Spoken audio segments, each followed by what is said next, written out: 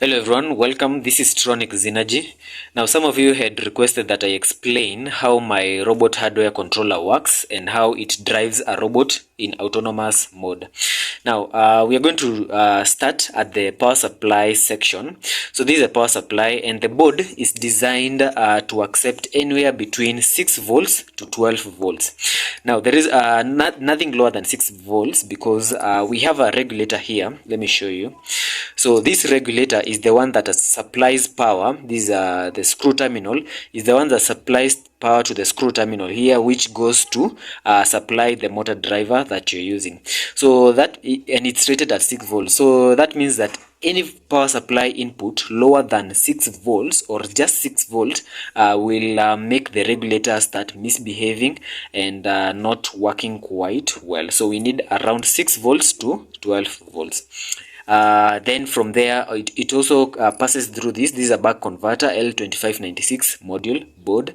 It passes through here, and I've tuned this knob in order for the output to be exactly 5 volts, which supplies to the rest of the circuit, so the ROM chip and the different logic gates, the timers and everything. Yeah. Also in the still in the power supply, we have a battery level display here, and its driver. So this is a driver. This is a LM3914. It's the one that displays the battery level of your batteries. Like right now we have two 3.7 volts batteries, which is around just 8 point something volts when it's full. So that means that all displays have to be on, like, but right now it's at 6 volts. So you're going to notice some of the bars are off. You can see already 2 bars are down because it's around 7 volts there. So that means that I need to but it's not quite lower. If it goes lower than around 6 volts there, then I need to charge the batteries, because that's too low for even the regulator that we discussed initially. Yes. Also from there, okay, the reason as why I added these is because remember we are making an autonomous robot, so the robot has to be out there at one point.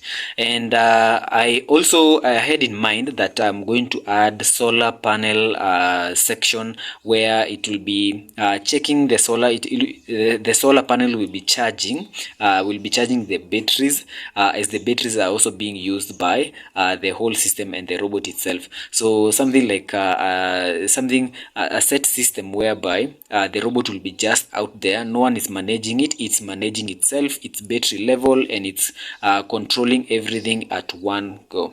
But that's of course in the future, where when I've designed the board to be more efficient, and yeah, we'll still get there.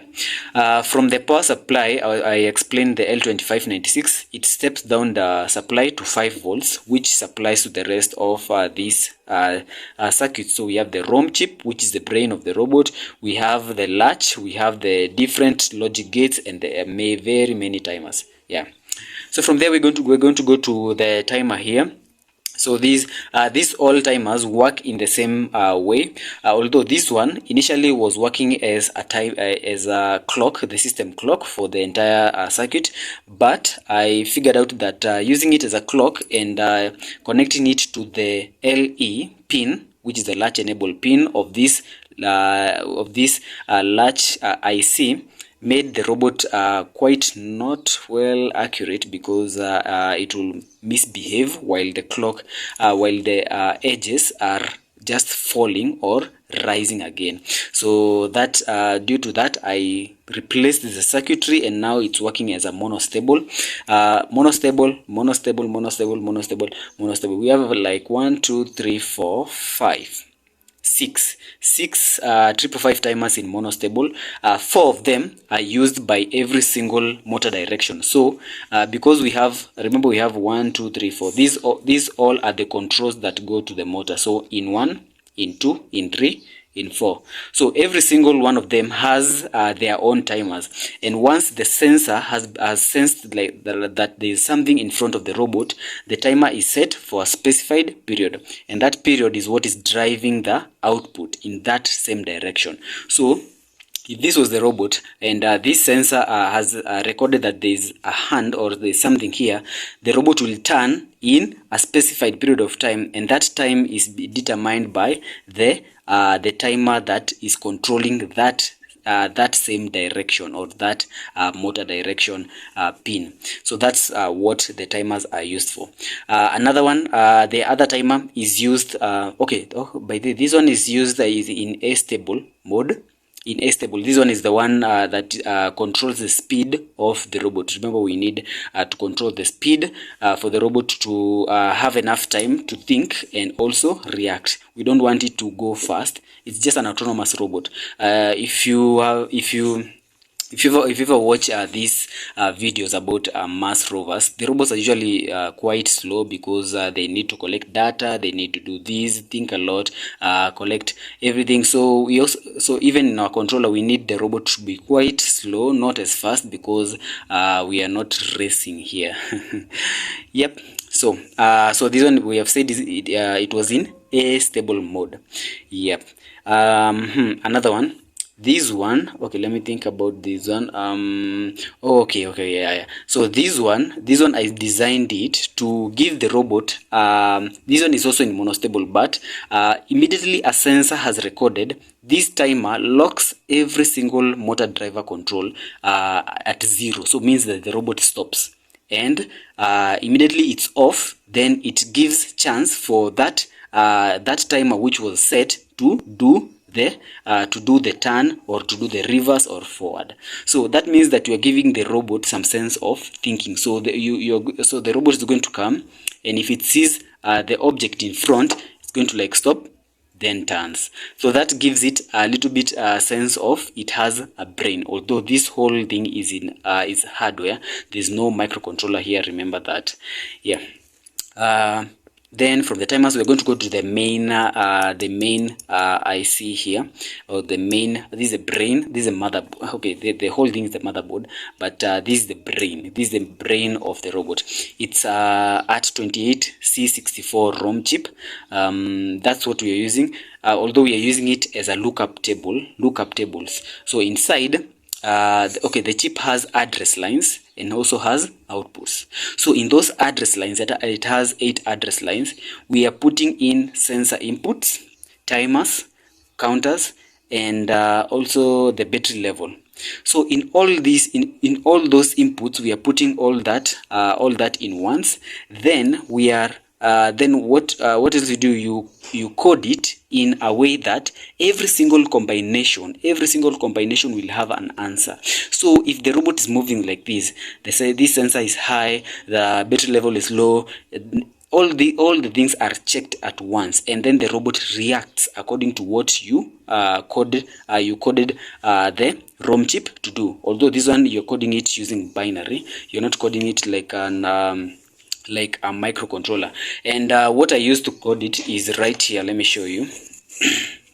So this is what I used to code or to program the ROM chip. So the ROM chip was just place it inside here, and all these wires are connected to the Arduino Mega. The reason that's why I chose Arduino Mega is because Arduino Mega has many extra pins, and while programming this ROM chip, you need every single one of those pins to be well controlled in order for the ROM chip to be programmed using your code.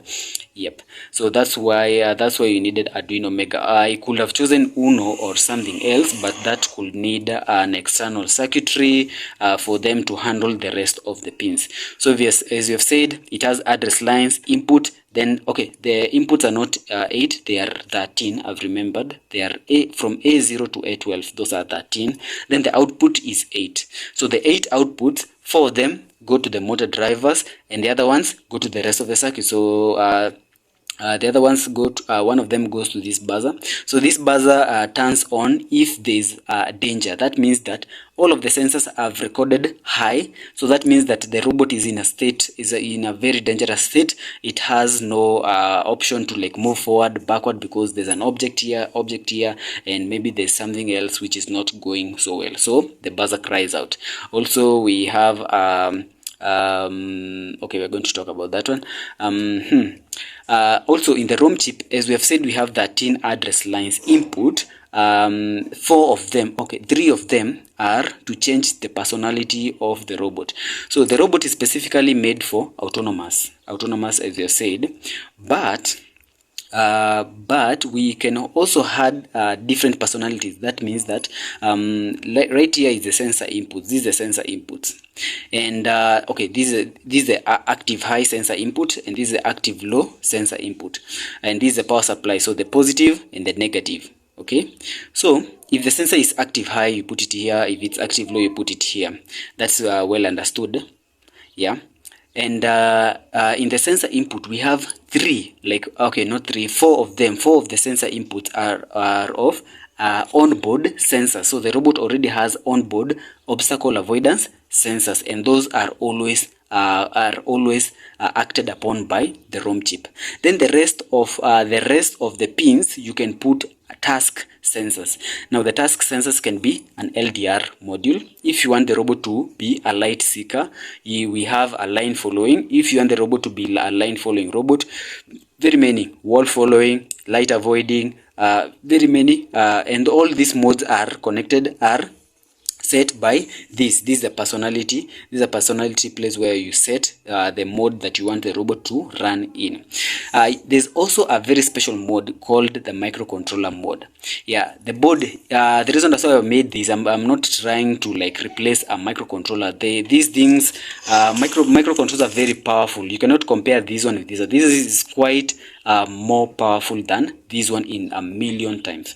But the reason that's why I'm making this is because I want a hardware system in a robot that will always drive the robot in case of emergencies. Now, these boards are very good, but in when you come to something like security, or if you want the robot to be quite redundant or placing the robot in quite harsh conditions, let's say that you want the robot to go on a mission, maybe in a cave or somewhere. If the software crashes, because these ones we program them using software, if the software crashes, then the robot will stop, and you have no chance of saving it. But if we integrate this microcontroller with this board, then it means that if this, and we task this one with more complex task like image processing, ultrasonic sensor. Although I was if you're following along my videos, we have an ultrasonic sensor here, and we were making a circuit to see if we can read it without a microcontroller. So we are going to talk about that later, maybe in another video. So as I was saying, we can integrate this one with this one. So in case this one crashes, it means that the robot still has a survival chance by the hardware part, because this one is unhackable.